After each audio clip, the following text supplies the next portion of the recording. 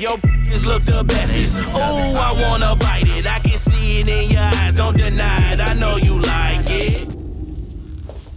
자, 저는 어제 사실 촬영을 했는데 촬영 중간에 비디오 마이크 프로 배터리가 다 돼가지고 나머지 반이 소리가 없더라고요. 그래서 그냥 다시 찍자. 그래서 2020년에 카메라 시장이 어떻게 전개될 것인가에 대해서 이야기를 해보려고 해요. 저는 실제로 영상을 만드는 사람이기도 하고, 그리고 또 예전에 프로 사용자들만 영상 촬영을 하고 편집을 했다면은 요즘에는 취미로 편집하시는 분들도 많고 크리에이터라는 직업을 가진 분들도 굉장히 많아졌잖아요. 저는 이런 분들이 어떻게 실제로 사용하고 있는지 실제로 경험해보고 사는 사람이기 때문에 좀 더 정확하지 않을까. 컨슈머임과 동시에 어느 정도 컨텐츠도 만들어내는 미러리스와 DSLR로 대표되는 이러한 카메라 시장은 저는 지금보다 훨씬 더 축소될 거라고 생각을 해요. 제가 예전에도 한번 말했는데 뭐 이제 다른 유튜버 분들이나 리뷰하시는 분들은 동의를 하시지 않는 것 같은데, 카메라 시장은 지금 축소되고 있는 추세이고 중간에 유튜브가 빵 터지면서 크리에이터 시장이 생기면서 잠깐 회복을 했지만은 궁극적으로는 이 미러리스 DSLR 시장 자체가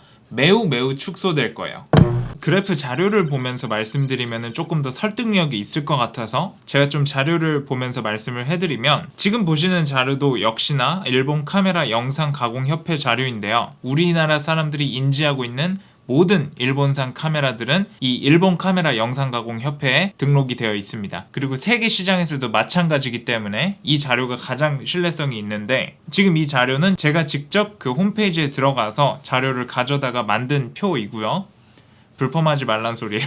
2010년부터 가장 최근 2019년까지 10년간의 자료를 조사해봤습니다. 그런데 2019년 자료는 2020년 1월 14일 현재 1월부터 11월까지의 자료만 집계가 되어 있어가지고 12월 출하량은 추산을 해볼 수밖에 없었는데요. 2019년에는 2018년에 비해서 1월부터 11월까지 월별 평균 생산량이 20에서 30% 감소하였지만 희망적으로 가정을 해서 2018년 12월 출하량의 90%가 팔렸다고 가정을 해서, 좀 희망적으로 가정을 해서 2019년 통계를 추산을 해봤습니다. 그래프에서 특징적인 것을 꼽아보면은 2013년 기준으로 판매가 급격하게 감소했는데요. 이때가 아이폰 5와 갤럭시 S4가 출시가 되었는데, 아이폰 5는 2012년 9월, 갤럭시 S4는 2013년 4월. 이 두 카메라의 카메라 성능 테스트 영상들을 보시면 알겠지만 전작에 비해서 카메라 성능이 굉장히 좋아졌고요. 동영상 같은 경우에는 그 당시 보급형 DSLR 정도 수준의 그런 영상을 뽑아내줬습니다. 빛이 많은 밝은 상황일 때 한정이긴 하지만요. 그 이후로도 스마트폰에 밀려가지고 계속 출하량이 감소하는 모습을 볼 수 있는데요. 주위에서 보실 부분은 빨간색 디지털 바는 렌즈 교환식 카메라와 렌즈 일체형 카메라, 그러니까 소위 똑딱이라고 불리는 이 두 카메라를 합쳐놓은 것이고요. 파란색 바는 렌즈 교환식 카메라, 그러니까 미러리스하고 DSLR 출하량만 표시를 한 겁니다. 그렇기 때문에 빨간 바에서 파란 바를 빼면은 똑딱이 출하량이 나오겠죠. 그래프에서 보시면은 이 똑딱이 출하량이 2016년 이후로 굉장히 크게 감소해서 수익성이 악화되었다고 볼 수 있습니다. 그런데 굉장히 공교롭게도 삼성이 카메라 사업부를 접은 해가 바로 2016년입니다.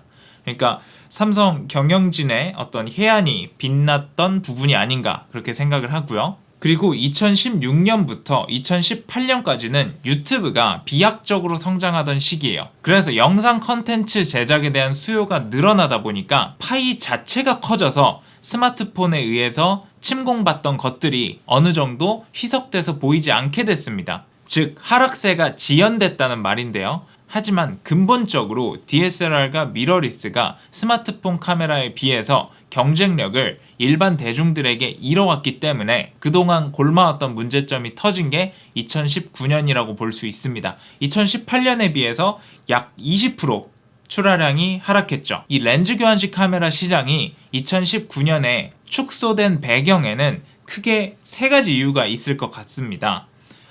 첫째는 유튜브가 성장기에서 유지기로 이제 들어섰다고 생각을 합니다. 이제 모든 연령층이 유튜브를 보고 있고 기존 레거시 미디어라고 할 수 있는 방송 3사부터 시작해서 즉 기존에 있던 거의 대부분의 매체가 유튜브에 올라왔어요. 이제 유튜브를 안 보는 데모그래픽스는 없다고 생각해도 될 것 같습니다. 그래서 2019년부터는 유튜브 구독자가 감소하는 채널, 특히 대형 채널들에서 많이 나타났죠. 그런 채널들까지 등장한 걸로 보면은 2019년은 유튜브가 유지기로 들어섰다는 기준점으로 볼 수 있을 것 같고요. 그것과 더불어서 영상기기의 수요 자체도 줄었습니다. 이 두 번째 이유가 또 이 첫 번째 이유하고 밀접한데요.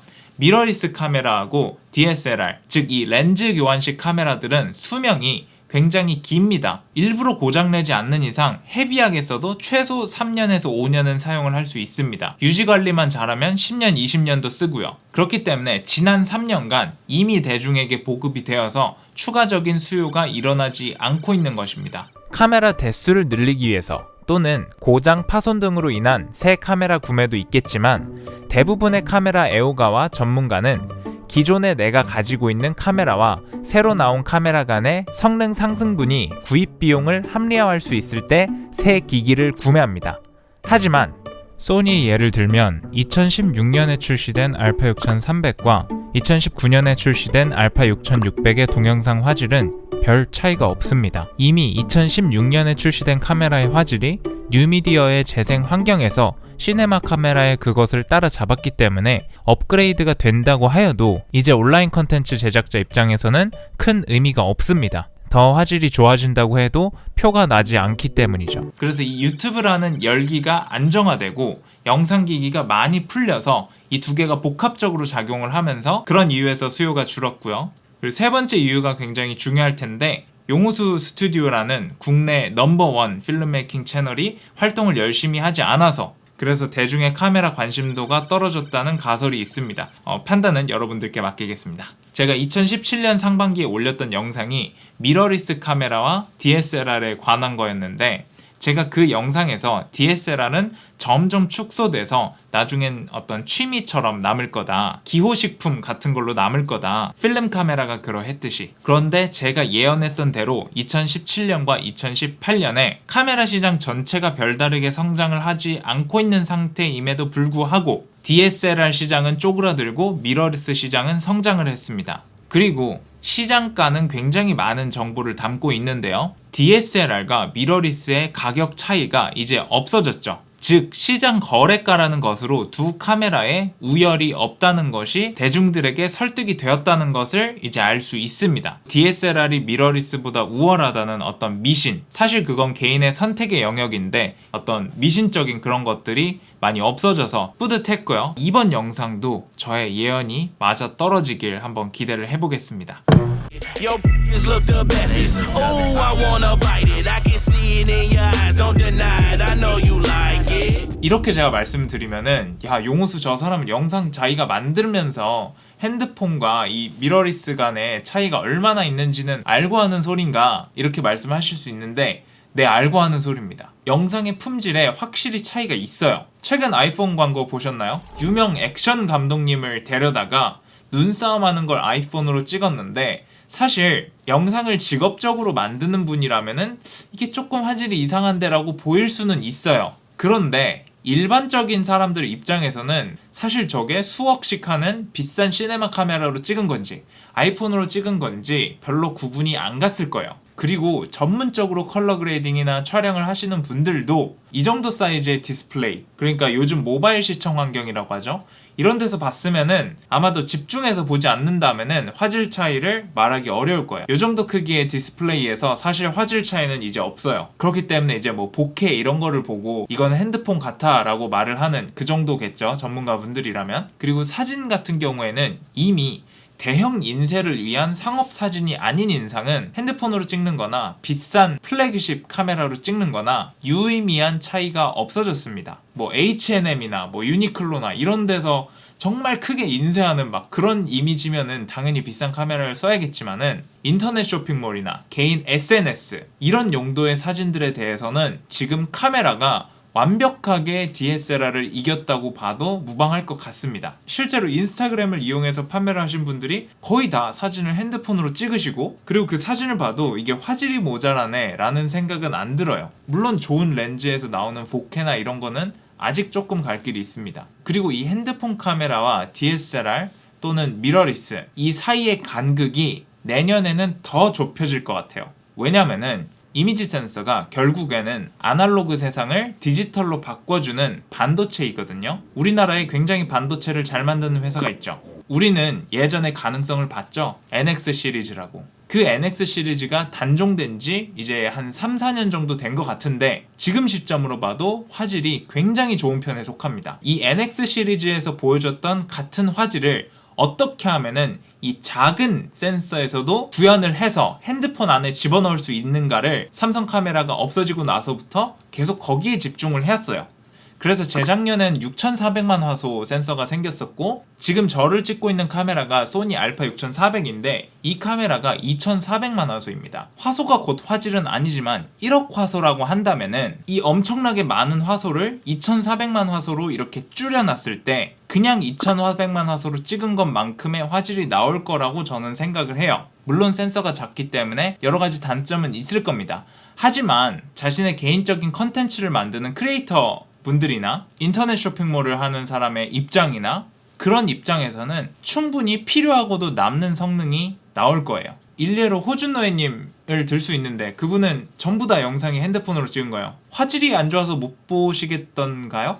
안 그렇죠? 지금도 유튜브 채널을 일굴 만큼의 화질이 나온다는 거예요. 그리고 예전에 아이폰 11 같은 경우에는 순간적으로 사진을 여러 장 찍어가지고 그것을 합쳐서 웬만한 브랜드의 플래그십 카메라보다도 다이내믹 레인지가 넓은 사진을 찍을 수 있게 됐었어요. 그래서 내년에는 아이폰 12라든지 삼성의 S12라든지 S20로 된다는 루머가 있긴 하던데 모르죠, 어떻게 나올지. 그런 핸드폰들은 이제 실용적인 측면에서 비싼 미러리스 또는 DSLR과 거의 차이 없는 화질을 보여줄 겁니다. 여태까지는 그래도 최고의 이미지 화질을 위해서 미러리스나 DSLR을 사용을 했는데 이제 그럴 이유마저도 없어질 것 같아요. You like it, I know you need that, and I'll supply it. Got that exclusive, and you should try. 지금까지 그런 신미성을 위한 그런 미적인 용도로 아이폰이 굉장히 많이 사용이 됐는데 그 아이폰의 이미지 센서는 소니가 만듭니다. 근데 그 소니 홈페이지에 가서 보시면은 소니에서 만드는 이미지 센서들에 대한 설명들이 간략하게 다 나와 있어요. 플래그십 핸드폰에 들어가는 센서에 뭐라고 써져 있냐? reliable한, 신뢰가 가능한 그런 이미지는 만들기 어렵습니다 라고 적혀 있습니다. 소니는 자사 디지털 카메라를 보호하기 위해 핸드폰 카메라 센서를 일정 수준보다 좋게 만들지 않을 유인이 있지만 삼성은 그러한 유인이 없습니다. 삼성의 1억 화소 이미지 센서 개발은 이러한 맥락에서 해석이 가능하다고 생각합니다. 삼성의 입장에서는 접사, 표준, 광각, 망원이라는 취미 사진가, 영상가들의 니즈를 충족할 수 있는 기본적 기능을 스마트폰에 넣으면 보급형 DSLR, 미러리스 시장의 고객들까지 공략하여 포화된 스마트폰 시장에서 새로운 발전 방향을 찾게 되는 것이기 때문입니다. 삼성 디지털 시티에서 강연을 했을 때 핸드폰 개발팀 직원분들의 카메라, 특히 영상 기능에 대한 관심이 굉장히 깊었던 것을 기억합니다. 1억 화소 센서와 더불어서 기존 렌즈 교환식 카메라를 에뮬레이팅 할 수 있는 소프트웨어적 튜닝이 가미된다면 물론 애호가의 기호 상품으로서의 일정 수요는 계속해서 있을 것이지만 보급형 DSLR과 미러리스의 존재는 의의를 잃고 말 것입니다. 플래그십 라인의 카메라들과 특수 목적 카메라 정도만 살아남을 것 같습니다. 왜 이렇게 생각하는지 이어서 설명해 드리겠습니다. 캐논, 니콘, 파나소닉, 소니 이런 회사들이 있죠. 이런 회사들의 제품을 살 때 여러분들은 뭘 보고 삽니까? 기능을 보고 사죠. 정말 예전부터 사진을 찍으시거나 나이가 좀 있으신 분들은 감성으로 사시는 분들도 물론 있을 거예요. 근데 지금 이 뉴미디어 시장에서 이런 카메라를 구매하시는 분들은 기능을 보고 삽니다. 근데 그 기능이 핸드폰에 따라잡혀 버렸어요. 기능 때문에 어떤 제품을 사게 되면은 더 더 좋은 기능을 가지고 있는 것이 나오면 기존 제품은 도태되기 마련이거든요. 그래서 저는 이 프로슈머 라인 카메라들이 살아남으려면은 자기 회사 제품에 감성을 불어넣는 작업을 해야 될 것 같은데, 그런데 이 브랜드들이 그런 감성적인 요소 때문에 사는 사람들이 많지는 않아요. 캐논이 정말 카메라 시장을 호령하고 있었는데 언어의 매처가 글과 사진에서 동영상으로 넘어오는 시점에 캐논이 동영상 기능에 있어서 굉장히 큰 실수를 했죠. 재작년까지만 해도 4K 안 되는 건 물론이고 영상 화질이 플래그십 카메라 핸드폰보다 못하다는 의견도 있었으니, 사실 소니가 캐논의 커스터머들을 데려올 수 있었던 이유가 감성적인 요인이 아니라 기능적인 어필이었어요. 그런데 여러분, 시간 확인하려면은 제일 정확한 게 그냥 핸드폰으로 보면 되잖아요. 근데 기계식 시계 왜 사요? 목적이 시계 보는 게 아니기 때문에, 액세서리로서, 그리고 그 시계가 가지고 있는 스토리와 역사와 전통과 이런 것들을 향유하고 즐기는 입장에서, 그런 입장이기 때문에 구매를 하는 거거든요. 나이 많으신 분들은 모르겠어요. 하지만 지금 유튜브 전국 시대가 열리면서 카메라 시장에 신규로 들어온 젊은 사람들에게 캐논, 소니, 파나소닉, 니콘 이런 회사들이 어떤 감성이 있어서 롤렉스 시계를 차듯이 그 감성에 취해서 사겠어요? 기능 보고 사잖아요. 그래서 카메라 시장은 앞으로도 점점 더 축소될 예정이고요. 필름 카메라처럼 어떤 하나의 취미 장르로서는 남을 수 있을 것 같아요. 하지만 그 취미 장르로서도 크게 미래가 밝지는 않아요. 왜냐면 그런 감성적인 요소, 찍는 맛, 취미와 문화로서 향유하는 그런 포지셔닝은 사실 라이카 같은 회사들이 가지고 있거든요. 라이커나 하셀블러드나 그런 회사들은 망하기 쉽지 않을 것 같습니다. 롤렉스나 벤츠 이런 것처럼 기능만 보고 사는 제품이 아니기 때문에, 여러분들이 카메라 광고 보시면 알겠지만 기능으로서 소비자들에게 어필을 한단 말이에요. 근데 그 기능이 핸드폰에 따라잡혀가고 있는 실정이기 때문에 카메라 시장은 줄어들 거고, 아무리 그래도 카메라가 작고 뭐 이런저런 이유 때문에 미러리스의 수요, 어떤 엔트리 카메라의 수요는 계속해서 있을 거다라고 주장하시는 분들이 분명히 있을 거예요. 물론 존중하고 제가 틀릴 수도 있는 부분을 인지하고 있는데, 제가 말하는 수요의 감소는 DSLR 미러리스 전문가 또는 충성 애호가의 수요 감소가 아니라 DSLR과 미러리스의 가성비를 중시하는 취미 사용자, 그리고 단순히 좋은 화질을 원하는 일반인, 이런 분들의 수요가 장기적으로는 0에 수렴할 것 같습니다. You like it, I know you need that, and I'll supply it. Got that exclusive, and you should try. 사실 영상이라는 이 카메라라는 물건 자체가 어떤 철학적인 입장에서 보면은 주도하는 입장이 아니라 끌려가는 입장이에요. 양이 아니고 마이너스예요. 미국에서 제가 공부할 때 이런 거 되게 많이 말한 교수님도 있었는데, 걔네들은 뭐 인앤 양 이렇게 해가지고 주도하는 거를 양이라 그러고 끌려가는 것들을 인이라 그러는데, 사실 이거 동양 철학이잖아요. 사람들이 별로 좋아하지 않는 동양 철학적인 개념이라서 여러분들에게 잘 전달이 될진 모르겠는데, 이것도 제가 이제 2019년에 정말 깨달은 건데, 이 영상을 만드는 행위 자체는 음이에요. 사실 이번 아이폰 광고 영상이 그거를 정말 직접적으로 보여준 거죠.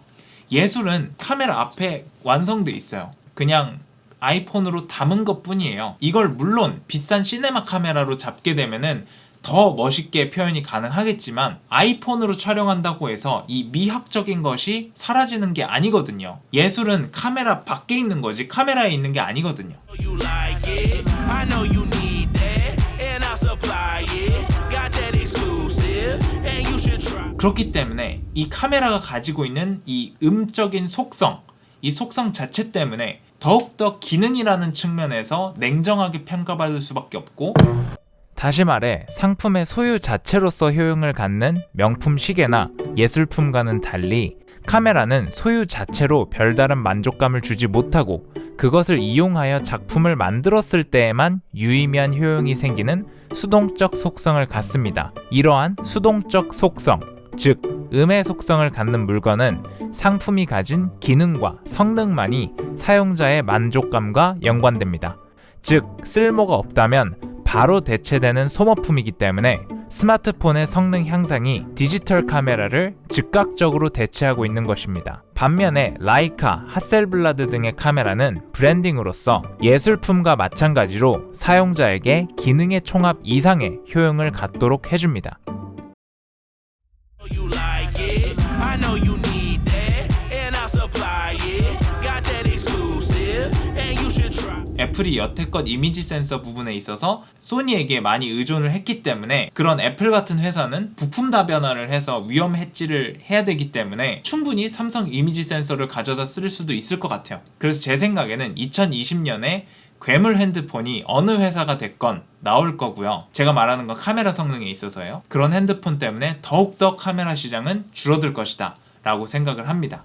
And you should try it. The aura that I'm feeling chilling, it does something to me. I'm shooting half-court shots, I miss it. 그리고 이런 측면도 있어요. 캐논, 소니, 니콘, 파나소닉 회사마다 장단점이 있었고 그리고 몇몇 회사들은 우열이 있었어요. 진짜 이 회사를 살 이유가 전혀 없는 그런 우열 관계가 있었던 적도 있는데 드디어 작년 연말에 캐논이 정상적인 4K라고 해야 되나? 말로만 4K이고 실제로 써보면은 도대체 실질적으로 쓸 수도 없는 4K였는데 캐논이 2019년 하반기에 정상적인 4K라고 해야 되나? 네, 사용할 수 있는 4K를 집어넣으면서 그리고 24프레임/세컨드 동영상이라는 굉장히 혁신적인 기능을 다시 카메라에 넣어준 덕에 컨슈머 내지는 프로슈머 라인에 있는 카메라 회사들이 대동소이한, 그러니까 어디서 사도 거기서 거기인 그런 성능의 상향 평준화가 이루어졌습니다. 그렇기 때문에 사람의 감성을 자극해서 파는 게 아닌 기능과 스펙이라는 논리에 호소를 해서 카메라를 팔아야 되는 회사들이 기능이 비슷해졌기 때문에 서로 간의 경쟁도 엄청나게 치열해질 것 같아요. 마지막으로 렌즈 교환식 카메라와 렌즈 가격에 대해서 이야기하고 싶습니다. 가격에 민감하고 성능을 중시하는 일반 대중 집단을 스마트폰 카메라에 빼앗겨버렸기 때문에 이제 카메라 회사의 고객들은 가격에 크게 반응하지 않는 충성 카메라 애호가와 전문가 집단이 주를 이룰 것입니다. 이러한 상황에서 카메라 회사는 가격을 올리는 것이 이윤 극대화에 도움이 되기 때문에 렌즈 교환식 카메라와 렌즈의 가격은 천정부지로 오를 것으로 생각합니다. 400만원 이상의 단렌즈 또는 1000만원에 근접하는 플래그십 바디를 조만간 구경할 수 있을 것 같습니다. 오늘도 시청해주셔서 정말 감사합니다. 저는 다음 영상에서 뵙겠습니다. See you soon, guys. And I'll supply it. Got that exclusive, and you should try it. The aura that I'm feeling chilling, it does something to me. I'm shooting half-court shots, I miss it, just forget you knew me. You know I need that, I can't deny it. And I would worship before I try it. Now I'ma break it down real simple. If you go inside, she can